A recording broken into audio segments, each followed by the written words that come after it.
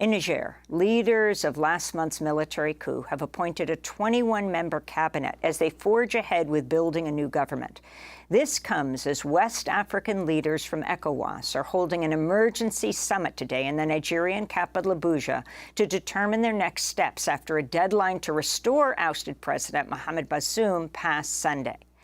ECOWAS, backed by the U.S. and the former colonizer France, had threatened to use military force if their deadline was not met, but there's been deep division within the region over how to respond. The Senate in Nigeria has said military force should only be used as a last resort if diplomacy fails. Neighbors Mali and Burkina Faso, all ruled by coup leaders who've ejected French forces from their country, have said any military action would be taken as an attack on their countries as well. We oppose all military intervention. We should make that very clear.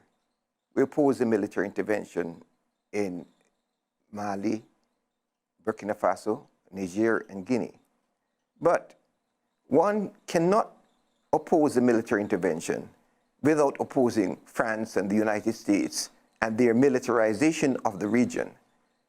This recent destruction of civilian power and civilian leadership in Niger is one of the 9 sequences that has developed since the war on terror in that region. The fabrication of terror, the intervention of the United States and France in the region, and the consequences of the destruction of Libya and the financing of groups, military groups in the region by France. Now this military intervention in Niger is a consequence of the militarization of Nigerian society when the society needs social and economic reconstruction. The United States has pumped more than $1 billion into this region, into military facilities and military programs, and supporting military elements in this region.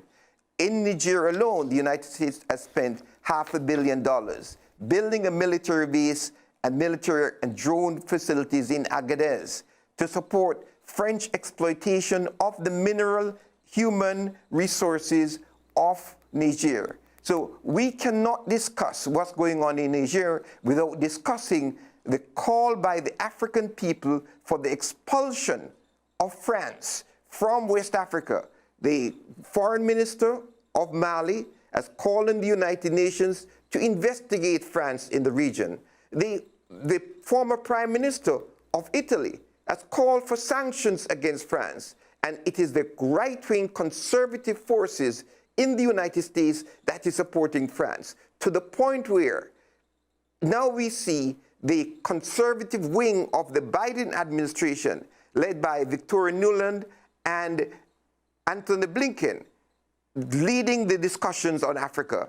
Why is it that Victoria Nuland was in Niger on Monday, and Victoria Nuland is in South Africa? The Biden administration has African expert. They named Johnny Carson as their expert on Africa at the last US-Africa summit. But it's Victoria Nuland, the hawk that wants to militarize the planet Earth, who is a rabid militarist, who is now flying between Nigeria, Niger, and South Africa, carrying out US policies. The task is for the left and progressive forces in this country to call for the removal of the United States Africa Command from Africa, the closing of the US military facilities in Niger, and to support the people of Niger in removing France from Niger, just as the people of Burkina Faso and Mali has done. And we should support the call for federation between Mali, Niger, and Burkina Faso.